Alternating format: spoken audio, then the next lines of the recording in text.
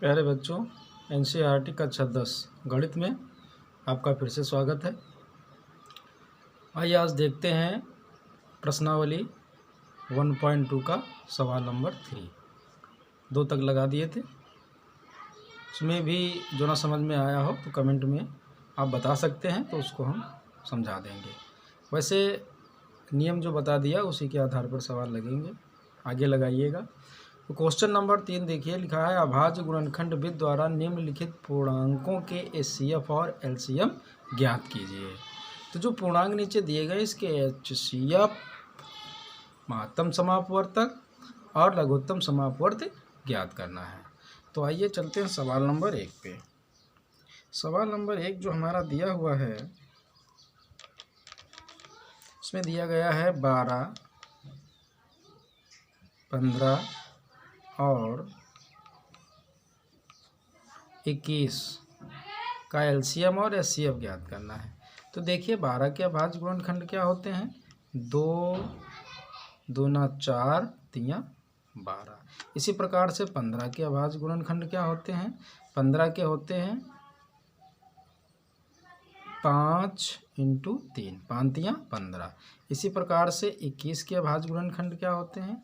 21 के होते हैं 7 त्रिक 21। ये हो गया। तो ये अभाज्य गुणनखंड हो गए।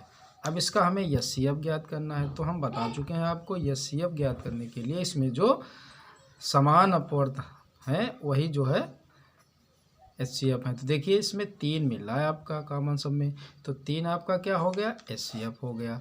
एक आंसर ये आ गया। अब आपसे पूछा जा रहा है एलसीएम, तो एलसीएम क्या होगा? देखिएगा, तो जो कॉमन है वो भी, जो कॉमन नहीं है, जैसे ये 2 नहीं है, ये 2 नहीं है, तो 2 × 2। इसके बाद में ये 5 नहीं है तो × 5 लिखेंगे। इसके बाद में ये 7 नहीं है तो × 7 लिखेंगे। ये हो जाएगा। तो देखिए ये हो जाएगा 3 दूनी 6, दूनी 12, 12 पंचे 60 × 7, और ये हो जाएगा 0 और 7 छंग 42, 420। तो ये आपका हो जाएगा एलसीएम। इसी प्रकार से आगे सवाल नंबर 2 देखिएगा। सवाल नंबर 2 देखिएगा, लगा लेंगे आप 17, 23 और 29 का एचसीएफ और एलसीएम इसी प्रकार से ज्ञात करना है। तो देखिए 17 और 23 और 29 का एचसीएफ और एलसीएम ज्ञात करना है। तो इसका एचसीएफ और एलसीएम ज्ञात करने के लिए आप 17 के गुणनखंड के लिए, 17 एक अभाज्य संख्या है तो इसका हो जाएगा 1 × 17। 23 भी अभाज्य है तो ये हो जाएगा, और 29 भी अभाज्य है तो ये हो जाएगा। अब इसका एचसीएफ क्या होगा? देखिएगा एचसीएफ बराबर हो जाएगा 1 कॉमन मिल रहा, तो एचसीएफ आपका 1 आंसर हो जाएगा। और इसके बाद में एलसीएम, तो एलसीएम देखिए, एलसीएम जो कॉमन मिल रहा वो तो रहेगा ही, और 17 × 23 और × 29 इसका गुणा करेंगे। तो इसका गुणा करने पर आपका आएगा 11,339। गुणा करने पर आएगा 11,339, 11,339 आएगा। ये एलसीएम हो जाएगा। ये दोनों आंसर आपके हो गए। इसी प्रकार से 8, 9 और 25 का एलसीएम और एचसीएफ पूछा जा रहा है। 8 का गुणनखंड क्या होगा? देखिए 8 के होंगे 2 दूना 4 दूनी 8 अभाज्य गुणनखंड। 9 के अभाज्य गुणनखंड क्या होंगे? 3 त्रिक 9। और 25 के अभाज्य गुणनखंड क्या होंगे? 25 के अभाज्य गुणनखंड होंगे 5 25। ये हो जाएंगे। अब इनका एचसीएफ क्या हो जाएगा? देखिए यहाँ पर कुछ भी कॉमन नहीं मिल रहा है तो इसका मतलब इनमें गुणनखंड में सब जगह क्या होगा? 1 होगा, 1 होगा, 1 से कोई परिवर्तन नहीं होगा। तो यहाँ पर 1 हो जाएगा इनका एचसीएफ। और एलसीएम क्या हो जाएगा? तो एलसीएम देखिएगा यहाँ 2 दूना 4 दूनी 8, तो ये आपका पूरा ले लिया जाएगा 8 × 3 त्रिक 9 × 5 25। ये हो जाएगा। और गुणा करेंगे आप तो 25 8 होता है 200, और 9 9 दूनी 18, दो जीरो लगा देंगे, तो ये आपका एलसीएम हो जाएगा। इसी प्रकार से आगे क्वेश्चन नंबर 4 है, HCF 306, 657 का 9 दिया है और LCM 306 और 657 का ज्ञात कीजिए। सवाल में ऐसा कह रहा है, मतलब दो संख्याएं हैं 306 और 657, उनका HCF महत्तम समापवर्तक जो दिया गया है वो 9 दिया गया है और लघुत्तम समापवर्त पूछ रहा है।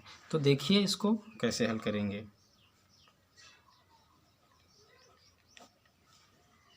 देखिए हमने आपको सूत्र बताया था कि दो संख्याओं का जो गुणनफल होता है वो लासा और मासा के गुणनफल के बराबर होता है।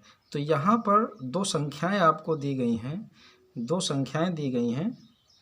306, 657, ये दो संख्याएं दी गई हैं और इनका HCF जो दिया गया है, HCF जो दिया गया है वो 9 दिया गया है।